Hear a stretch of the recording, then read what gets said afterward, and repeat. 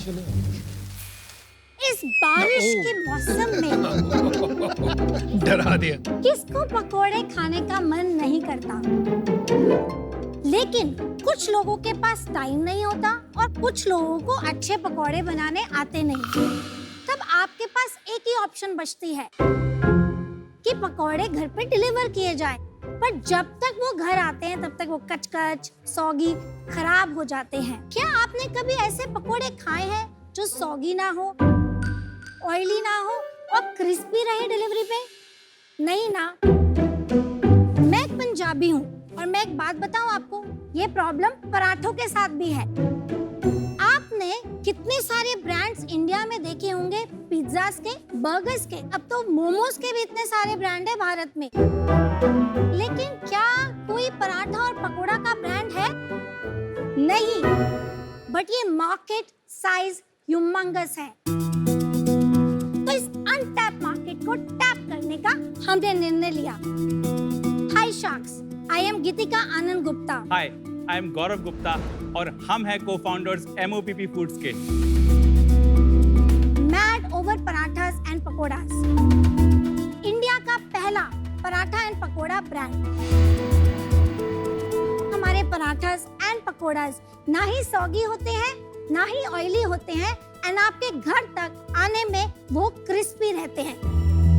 हम लोग एक क्लाउड किचन फॉर्मेट पे काम करते हैं। तो पराठास एंड पकोड़ास के अलावा हमारे पास डेली मील्स के लिए एक ब्रांड मिली and authentic North Indian curries के लिए एक ब्रांड मैड ओवर करी भी है। अभी तक हमने 3.5 लाख ऑर्डर डिलीवर किए हैं।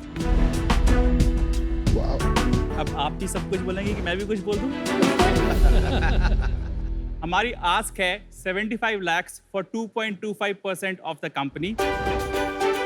एंड शार्क्स, अगर आपको पकोड़े पसंद हैं क्रिस्पी तो प्लीज इस डील में दिखाइए दिलचस्पी।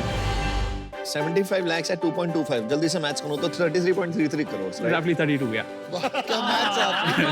बड़ा मैथ है। वाह, मन math genius. Sorry. Geetika ji and Gaurav ji, स्वागत है आपका शार्क टैंक सीजन 2 में। Thank you. Thank you. आपने एक इंटरेस्टिंग सी बात कही कि आप पंजाबी हैं और गुप्ता भी हैं। पंजाबी मेरे मम्मी पापा का प्यार है, गुप्ता मेरा जिंदगी वाला प्यार है। Mad over paratha and pakora, ये कैसे आइडिया आया और आपने पराठा और पकौड़ा को क्यों कंबाइन कर दिया? ये जरा इंटरेस्टिंग कॉम्बिनेशन लगा। हमने जो है 14 साल दुबई में बिताए हैं। हम जब इंडिया आए तब मैंने कहा गिरिक इज माय सन्स नेम, अब इंडिया आए हैं, यहाँ के मैं आपको ऑथेंटिक देसी पराठे एंड पकोड़े खिलाना चाहती हूँ।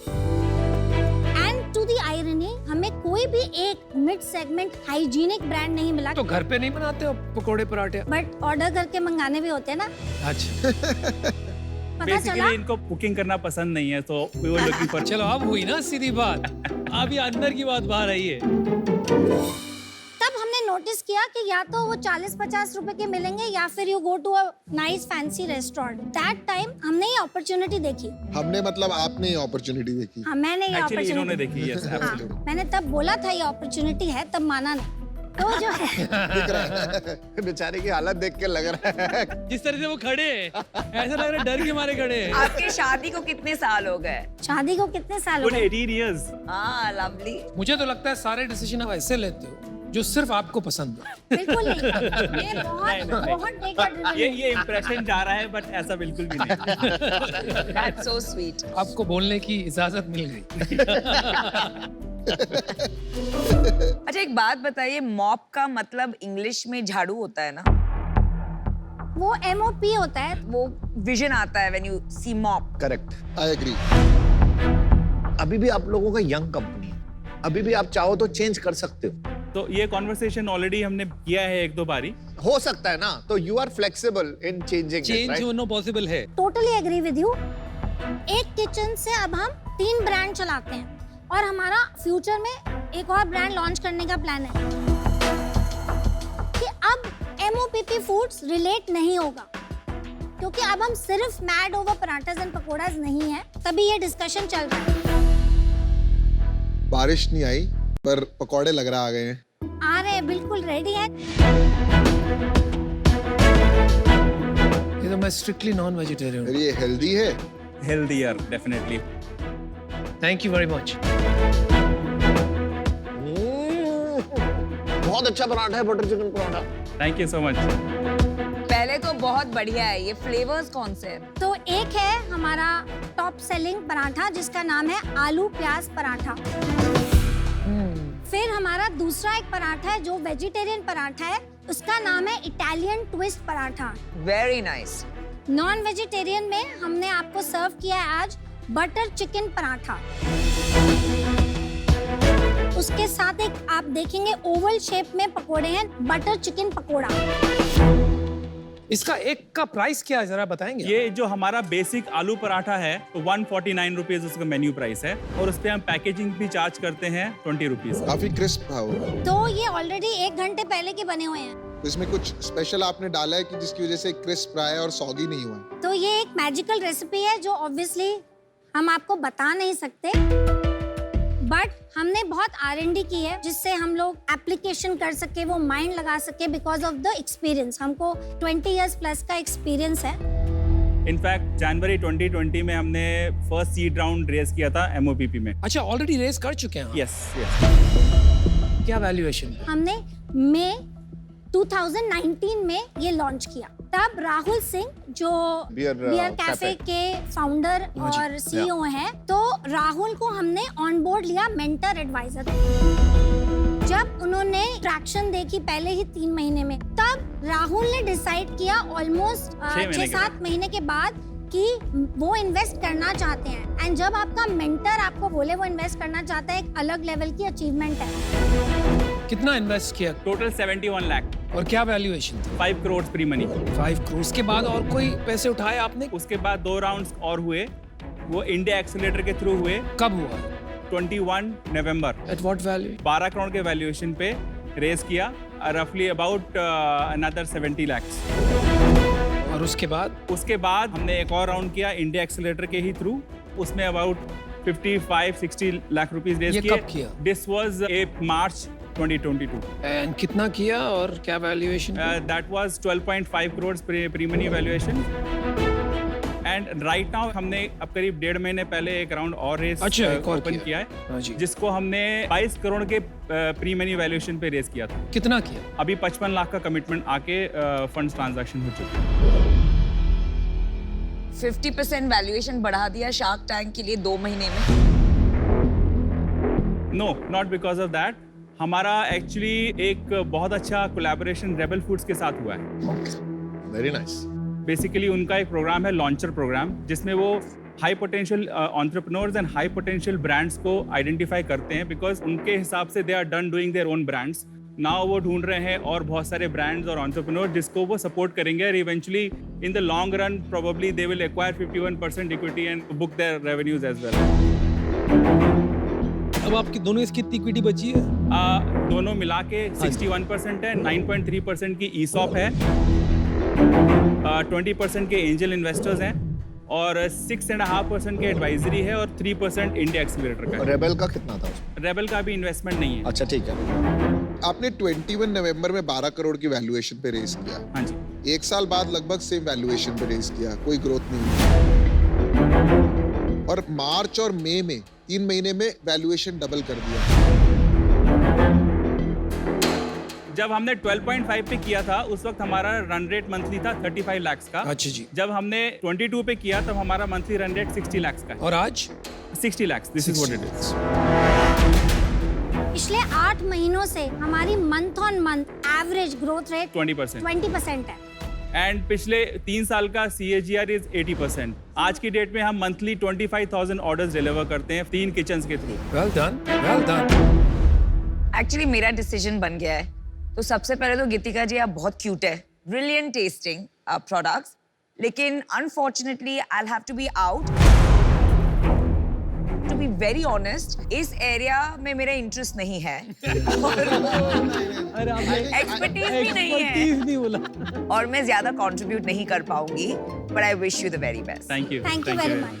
Thank you. जहाँ तक मेरी समझ है, सबसे powerful person in this industry जो मार्केट प्लेस है, जोमेटो हो या स्विगी हो, वो होता है उसके बाद रेबल फूड्स जैसे बनते हैं और उनमें टसल चलेगी कि कौन ज्यादा प्रॉफिट खींचता है। आप इसमें मार्जिन कैसे पकड़ के रखेंगे इस फाइट में, मुझे थोड़ा समझा सकते हैं?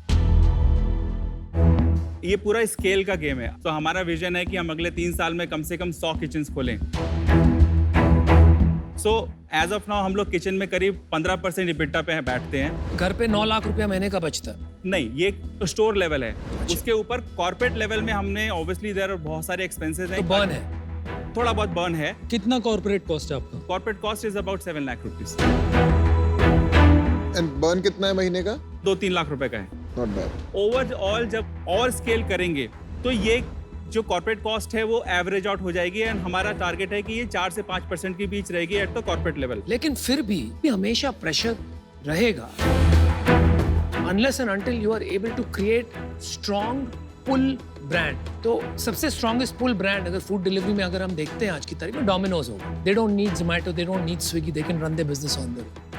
आप में क्या हो रहा है ना, मैं काफी खुश हो गया, दिल मचल गया 60 लाख पर मंथ सुन के, लेकिन फिर मैंने समझा कि आपके 3 ब्रांड ऑलरेडी हैं ये बिजनेस में। आप एक लिस्टिंग से जो अपॉर्चुनिटी मिल रही है, आदमी देखता है पराठे खाने हैं आज या कुछ खाना है, वहां से ऑर्डर्स आ जाते हैं, लेकिन ब्रांड पुल क्रिएट नहीं हो रहा है क्योंकि each brand is 20 lakhs on an average. आप 100 किचन पे भी जब पहुंचते हो, you will be struggling to make EBITDA is my point. तो मुझे ये लगता है ये एक इंटरेस्टिंग बिजनेस बन सकता है, but from an investable standpoint मुझे आज ये नहीं लग रहा है कि मुझे मेरे पैसे रिटर्न हो पाएंगे in a way that I would like, इसलिए मैं आउट होना चाहूंगा। लेकिन आपके लिए बहुत बहुत शुभकामनाएं। Thank you very thank much. You.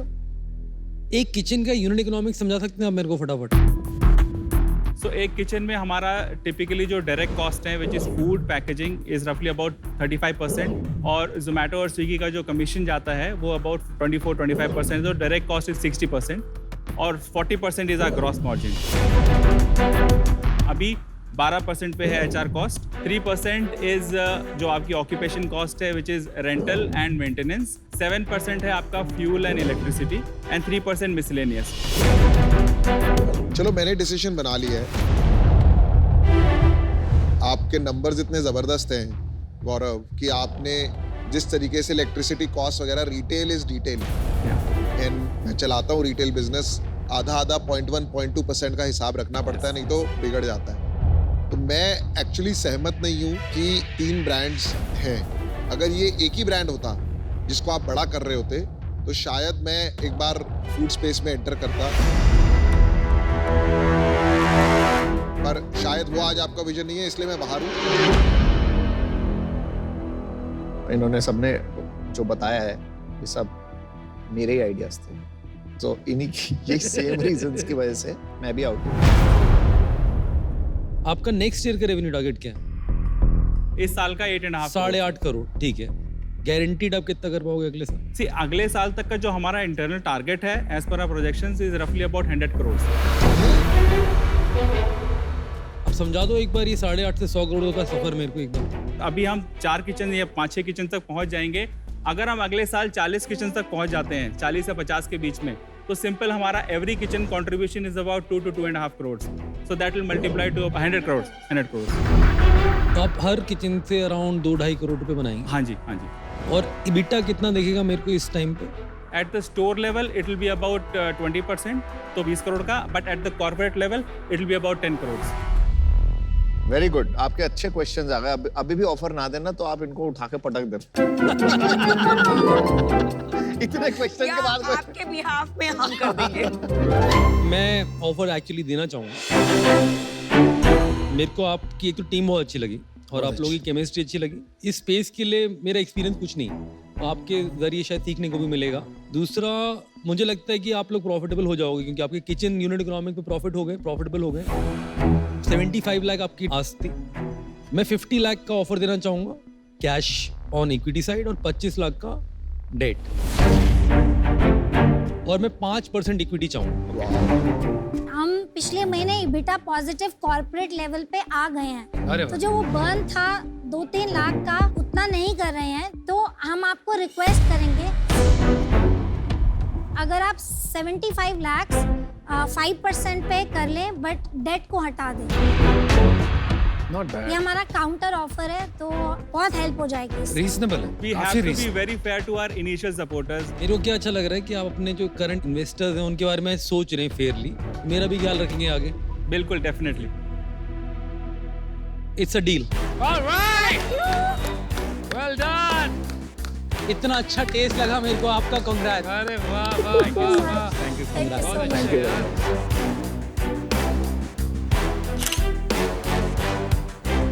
Congratulations once again. Looking forward to Thank work you with you. Thank you so much. एक बात Same कहता here. हूँ. Now just go and mop up the food industry.